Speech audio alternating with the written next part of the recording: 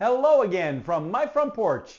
We are winding down the year of 2024 here, and I was in conversation with someone, not, I mean, recently, relatively speaking, but the conversation was about what you consider to be your top 10 movies that you like. Now, I will say at Baker, with the program that we do for frontline foremen, one of the things we do at the very beginning is we do this little introductory icebreaker thing with M&Ms and colors, and I won't even get into explaining. But one of the questions that comes up there is, what is your all-time favorite movie? And a lot of people have trouble answering that. And whenever I am there and I'm participating in this activity, if I have to answer that question, it's not always the same answer. There's a group that comes, and for me to narrow down what my favorite all-time movie is, that's really tough. And I think that is the case for most people. And in fact, as I sat down trying to map out what are my top 10 movies, I discovered that actually I couldn't even do that. It was really tough. And so I copped out and went with the top 20. And now you have to understand, my pool for my top 20 movies, the top 10, top 20, whatever, is actually from my iPhone that I'm recording this on right now. Because you see, I travel so much for work that I've got movies and TV shows saved in my phone that I then watch on the airplane or even sometimes in the hotel rooms. Although I have a Fire Stick that I take along with me now when I travel. I've got 3 TVs in my house, and each one of them has a Fire Stick on them. And so technically I have 4 Fire Sticks, 3 on my TVs here in my house, and 1 that I have in my laptop bag, and I take it with me when I travel. And so most of the time, assuming you can get connected to the network in a hotel, and assuming I'm there more than just one night, because one night's a little sketchy as to whether it's even worth the effort. But if I'm there for more than one night, I like to hook up my Fire Stick, and then I can watch the shows I normally watch, the movies, and even the stuff that's saved to my iTunes, in my iMovie stuff there and whatever, because I can access all that through my Fire Stick. But when I'm on the plane, or sometimes when I'm in a hotel or I'm at a location, I don't necessarily have access to my Fire Stick, and so I default to what's on my phone. So when I start looking at what are my top movies, well, I'm going to go to the ones on my phone, because the ones on my phone, the movies and the shows on my phone, these are the things that I enjoy watching multiple times. I don't just save something on my phone because, oh, well, that looked interesting. Let me see about watching that. I'm not going to purchase it on iTunes and save it into my phone just because it sounds interesting. No, I will put stuff in my phone that I actually enjoy, that I want to watch. And so it's because of that it made it tough to make even the list of the top 20, because theoretically I could list everything that's in my phone because I enjoy all of them for different reasons. But I forced myself to limit myself to a top 20 list, okay? And so, and I'm not sharing this because I'm trying to convince you this should be your top 20. There's a reason I'm going to list these movies off, and so just humor me. Your list of top 20 or even top 10, whatever, probably won't align exactly with mine. There may be some overlap, but there might be no overlap whatsoever.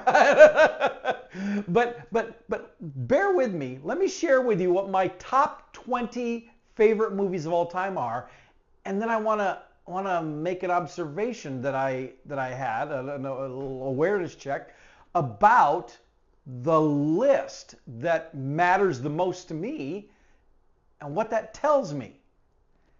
Because if you do this activity, listing out yours, and look at what may be common in that list, you might come up with something really insightful about yourself as well.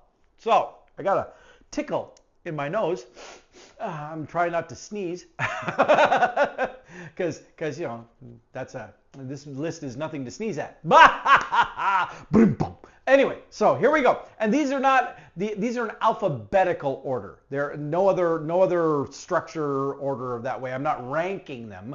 I'm just going to give you my list of my top 20 movies in alphabetical order. And I'll share a little bit about why I like each of them. I think most of them would probably be pretty self-explanatory, but more importantly, I want to get to the end of the list and talk about what I observed that is kind of common amongst them all. Okay, so here we go. Now, again, I was going to say number one, but I don't want to like I'm ranking them. So I'll say first on the list because it's alphabetical. Back to the Future. I mean, it's a classic. It's great. But the great thing about Back to the Future is, and I don't know that I've noticed anything new lately, but for a long time, it didn't matter how many times I watched it, I was always picking up some little nuance. They did such a great job of that movie that it's a nice, tight, solid movie, but it's also got little Easter eggs throughout the whole thing that, on multiple watchings, you all of a sudden go, oh, so that thing there, and so that's a lot of fun. And so Back to the Future, I like the sequels too, but the first one, definitely, as is always the case, the first one generally is always the best one. Few exceptions, but for the most part, the first one's always the best one. So Back to the Future starts out my list. Then is the movie Blazing Saddles. Now, Blazing Saddles, of course, is a movie that has a lot of questionable dialogue in it, and some people might be surprised that I enjoy that movie, but I enjoy it because it is such an in-your-face comedy mocking and lampooning the idiocy of gender and racial stereotypes.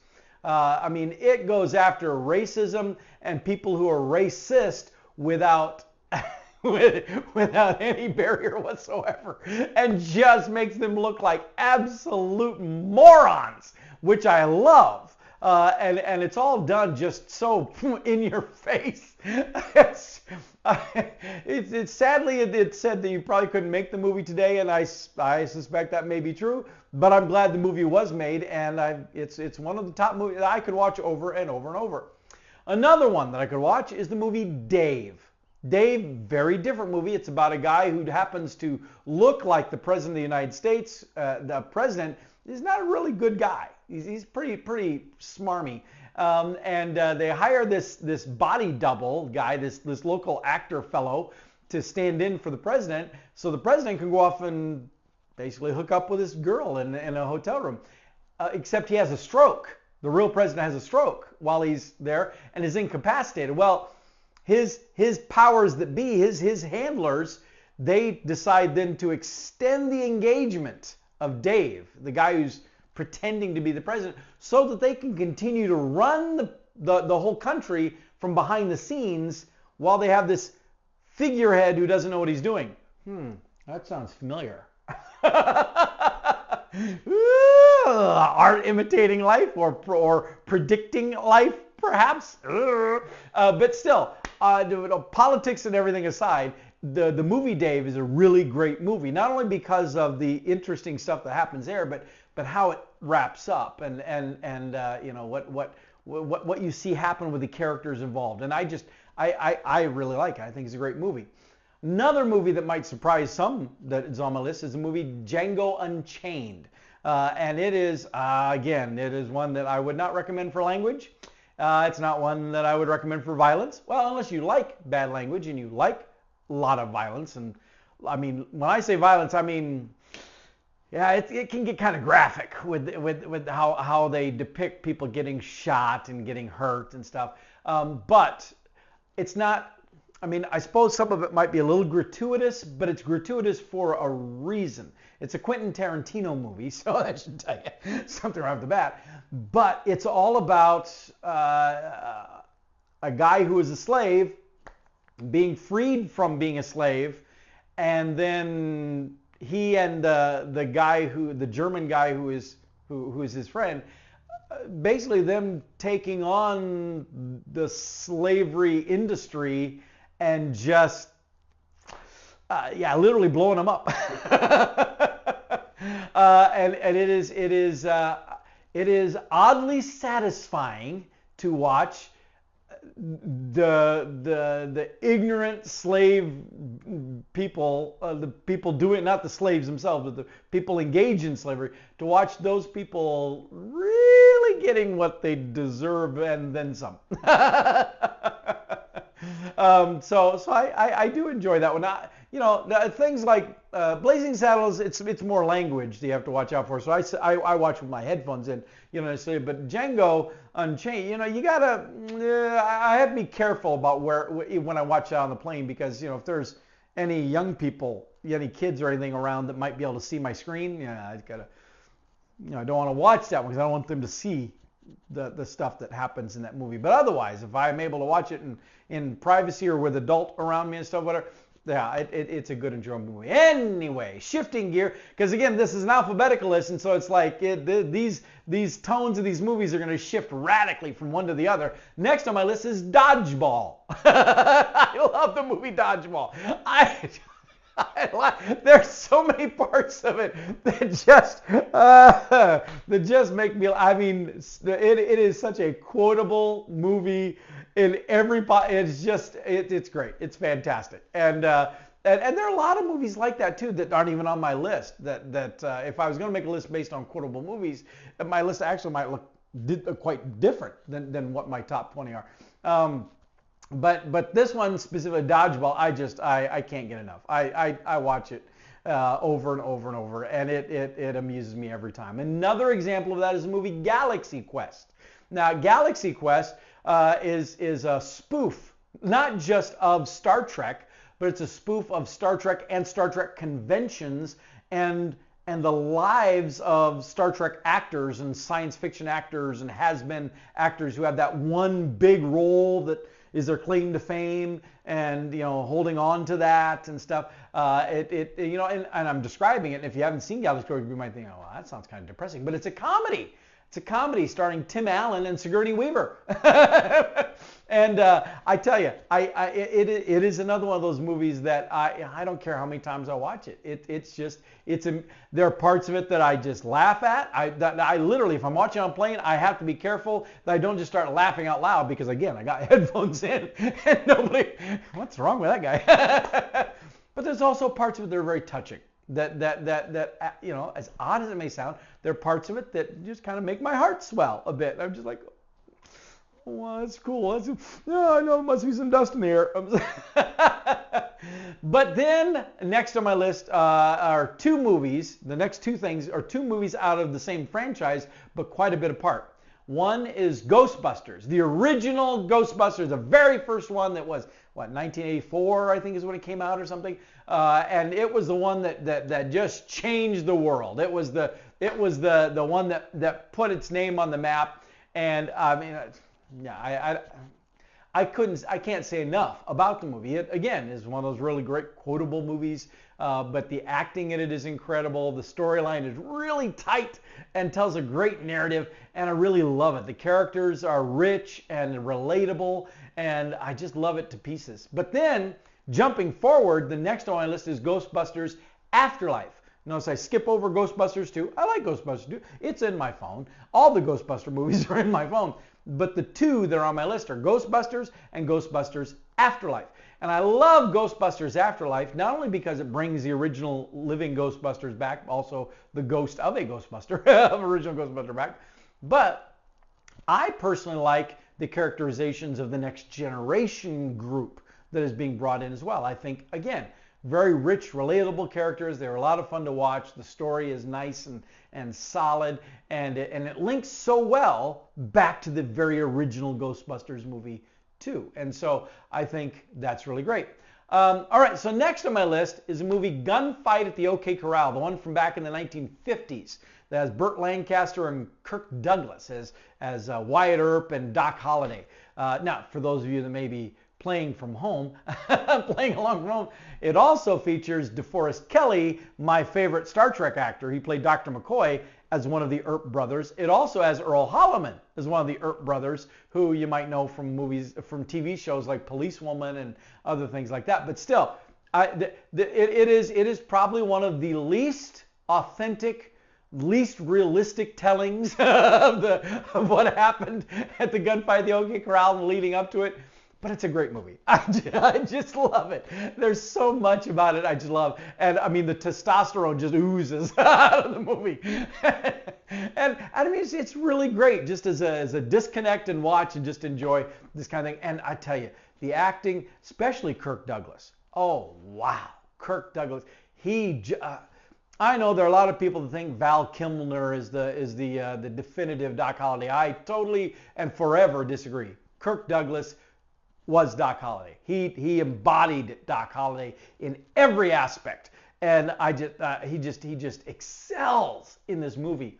And it's interesting that when going through the list alphabetical, the next one on my list is a movie called Hour of the Gun, which is also a movie about the OK Corral, but it starts at the OK Corral and then shows what happened in the aftermath of it. Now, what's different here is James Garner, who I love from Maverick on TV, he plays Wyatt Earp. And Jason Robards plays Doc Holliday. And at first, if you've seen anything Jason Robards has done, you know he's a fine actor. But Doc Holliday, really? But he's really great in the role in this movie. Because this movie begins, as I said, with the OK Corral fight, and then goes on from there. And it is much more realistic, much more authentic to what happened there. And for the most part, the narrative continues on through the rest of the movie being very factual in what it depicts. Much more so than the gunfight at the OK Corral was. But at least to me, mentally, they're sequel. They're the same story. Gunfight at the OK Corral is all building up to the gunfight, and it pretty much ends, with the stuff around the gunfight, over dramatized and overdone. Hour of the Gun compresses that gunfight down to more realistically what it was, and then shows what happens afterwards, which is primarily an exploration of how Wyatt Earp seeks revenge on the Clantons and those who had aligned with the Clantons, and does so with total malice in his heart, with very little regard for the law. And it's a fairly dark movie as far as James Garner. James Garner's done some darker ones, and I've got some of those in my phone too that I didn't include in my list. But it is definitely not Maverick. James Garner's definitely not playing Brett Maverick here. He is playing Wyatt Earp, obsessed with getting vengeance on those who attack his family and even kill one of his brothers. And so it's a very interesting follow-up to that. But then the next on my list is The Magnificent Seven. I know you're starting to think, wait a minute, Paul, you're only talking about Westerns. Hold on. I'm not going to promise there aren't some more Westerns on the list, but they're not all Westerns, I swear. But The Magnificent Seven. Oh, I mean, again, it is a bit of a quotable movie, but even more than that, it's a movie that has so many great scenes. And one of the best scenes, in my opinion, happens at the very beginning of the movie, before the seven have even been introduced, and that's where there's an Indian guy, a Native American who has died, and the Undertaker has prepared the body and put it in his hearse with his two horses, his hearse wagon, and is going to take him up to Boot Hill in this frontier town, and the townspeople won't let it happen because of prejudice. And so one of the two main guys who become the leaders of Yul Brynner and Steve McQueen are the actors, but they're characters in the movie. They're like, fine, if nobody else will drive this rig, we'll take it up there. And some of the other people, like Stagecoach Driver, pay money to the funeral guy, saying, hey, if there's any damages to your wagon, this will cover it. And they get on and they drive this wagon up to the top of the hill, where they're greeted by some local townspeople with guns. Are all like, and Yul Brynner doesn't say his character Chris doesn't say anything to them. He just pulls up, he stops, gets out a cigarette, lights it, just looks at him, waits, looks at him again, waits a little more. And finally, this group of these tough-talking citizens, without saying anything, they all just cave. They all give in and step out of the way.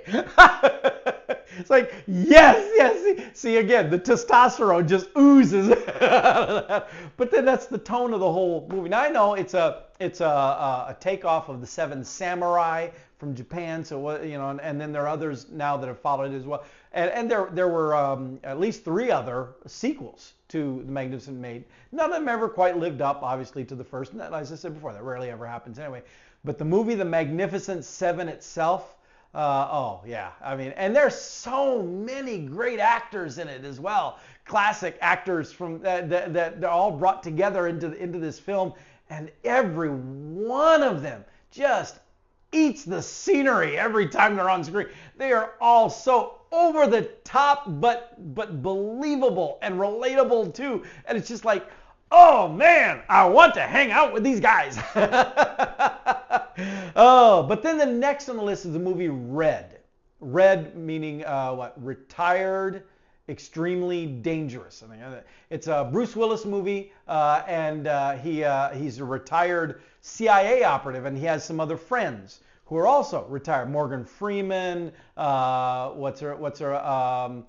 Mirren, and some others. I'm not going to try to waste my time thinking.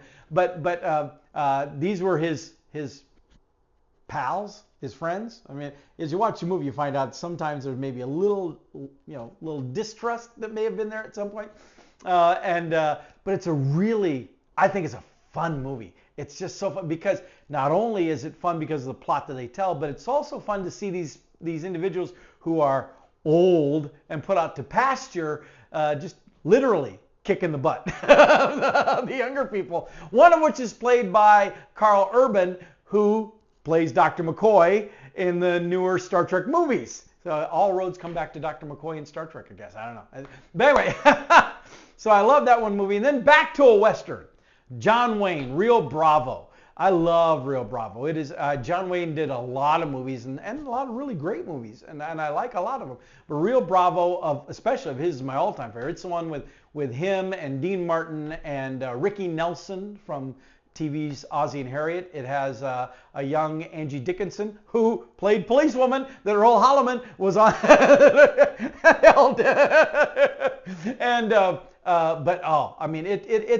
It's just a great movie all the way around. And John Wayne and Dean Martin playing off each other. They really were a really strong acting duo, and it's really great to see. And then jumping way forward, the movie Shaft. Now there have been 3 movies called Shaft. One was starring Richard Roundtree way back in the 70s. And then I just blanked on his name. Why can't I think he's in Star Wars, and he's in all the Marvel movies playing Nick Fury, and why did I just blank? Samuel L. Jackson. That's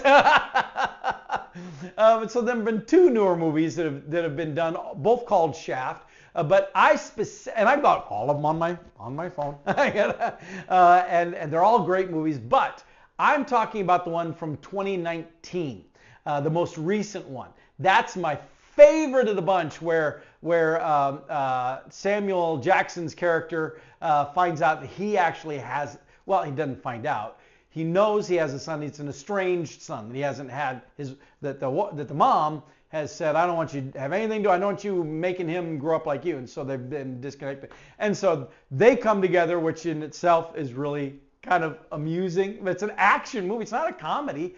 But it's more like a buddy cop movie, except in this case the buddy is father and son in a way. But then you also bring in Richard Roundtree, who again played Shaft in the first movie, and he's brought in as Samuel Jackson's dad. And so now you have 3 generations of Shaft, of John Shaft, all teaming up in this movie to take on and I think it's really great. I love it a lot. Next, we'll turn the clock back farther to Sherlock Holmes, starring Robert Downey Jr. And Jude Law as Dr. Watson. And I love that a lot. I really like the TV show that the BBC did as well, just called Sherlock, with Benedict Cumberbatch as the main character. But as far as movies go, and as far as depicting it in the Victorian age, because the TV show from BBC was a more modern retelling of the Sherlock Holmes stories. The movie Sherlock Holmes actually places him back in the Victorian era where he was in the stories that Arthur Conan Doyle wrote. And I really felt like Robert Downey Jr. really captured the character in a brilliant way. Because I've read all the stories. I love Sherlock Holmes. I've got every Arthur Conan Doyle story, and I've read them all. And I think that Robert Downey Jr. really embodied Holmes in a magnificent way. All of his flaws, all of his weaknesses, if you will. But he also allowed him to be physical. Also made him an action-oriented individual, which we don't often see. Normally, Sherlock Holmes is portrayed very cerebral and very hands-off in that kind of way. So I did like that he was cerebral, but he was also physical. But his physical was an extension of the cerebral. I mean, it's just really trippy the way they did, and I thought that was really excellent. And so I really enjoyed the movie. I also enjoyed the sequel they did as well. But again, the first one's always the best. And then next, Smokey and the Bandit. You talk about a movie with questionable dialogue. But 1977, two movies came out that just rocked the movie industry: Star Wars and Smokey and the Bandit. And when I was growing up in Carroll, I was about 10, 11 years old at the time, and my dad had, as a police officer at the time, all police officers were given free unlimited movie passes for their families. And so we could go to the movie anytime we wanted, as much as we wanted, et cetera, et cetera, et cetera. And it was the theater in Carroll was at that point was a 2-screen theater, and for a long time in 1977 there were only 2 movies that were available there: Star Wars and Smokey and the Bandit.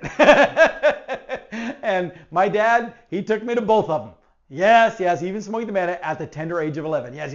But loved both the movies. But Smokey and the Bandit, there's just something about the story there that has always captivated me. And the idea of the brotherhood of truckers looking out for one another. I just love that to pieces so much. Next on my list is back to a Western and James Garner, but this one definitely is done for comedic effect.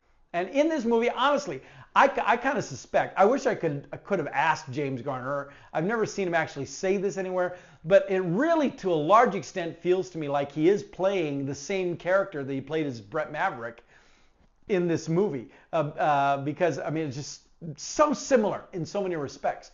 But in this movie, this guy comes down. He's a really excellent, he handles the gun really well, but he claims he's on his way to Australia.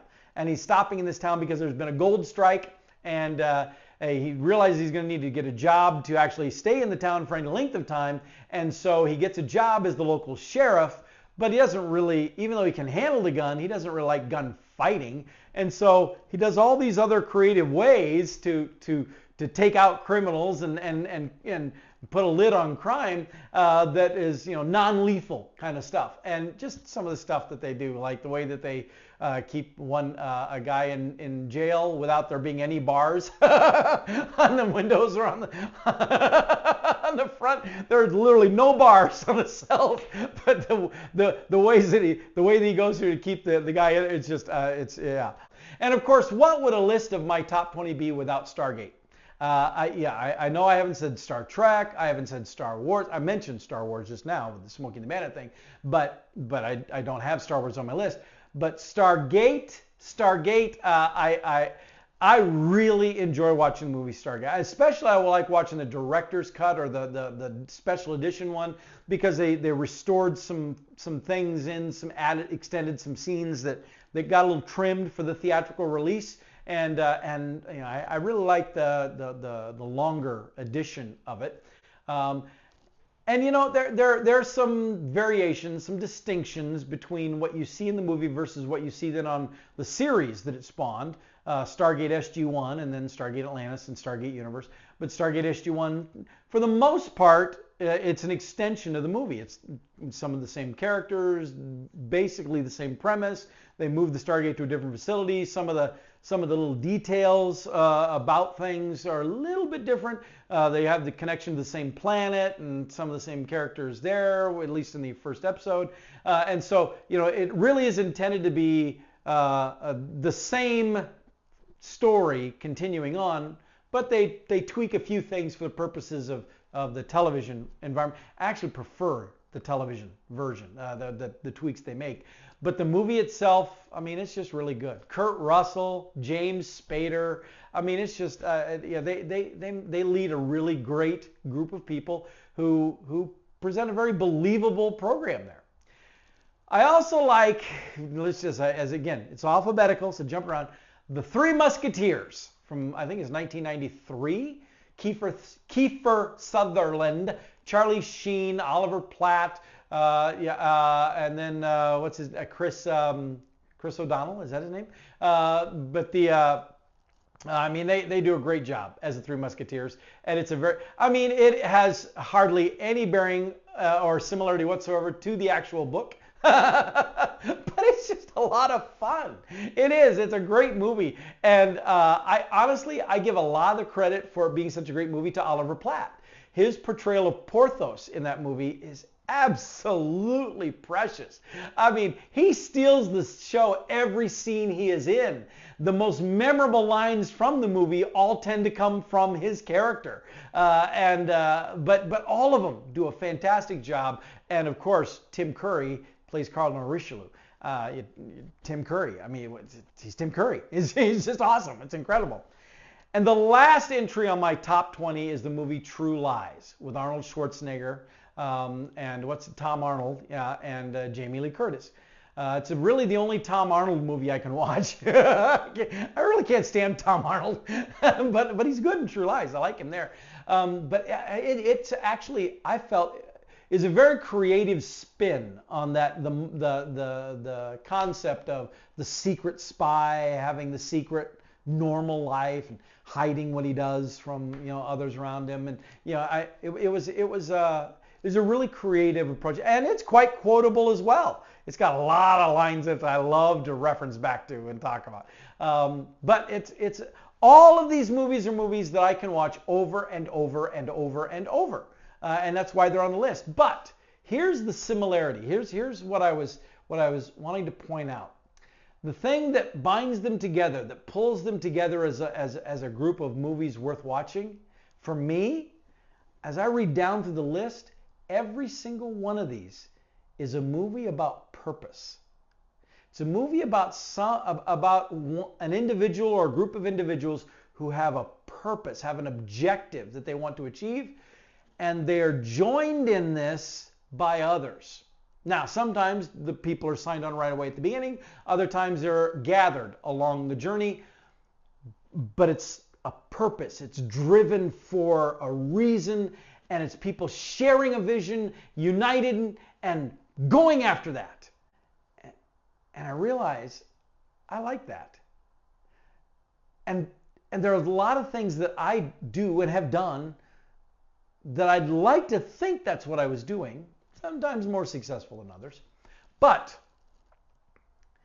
that mentality, that we need to come together and agree on something and be united in what we're doing, that really speaks to me deep down. And I think that's why I enjoy it so much. And there are a lot of other movies that I like. I mean, I got a wall of DVDs downstairs, shelves of DVDs that there are others that do the same kind of thing. But these are the ones that rise to the top, the ones that I could watch over and over and over again. Not only because they amuse me, but because they inspire me. And now I've shared that with you. I hope that you get something out of this, out of wading through this half an hour of me rambling about my favorite movies. But I do encourage you, go through the same exercise. Do your top 20, your top 10, whatever. Don't think about the why. Just pick the ones you could watch over and over and over and over. And once you've made that list, then sit back and ponder what they have in common. What do those things, what is it about that list that speaks to you, and what does that say about you and about what you need to be focusing on? All right, with that, I'm going to let y'all go. and I'll see you next time from my front porch.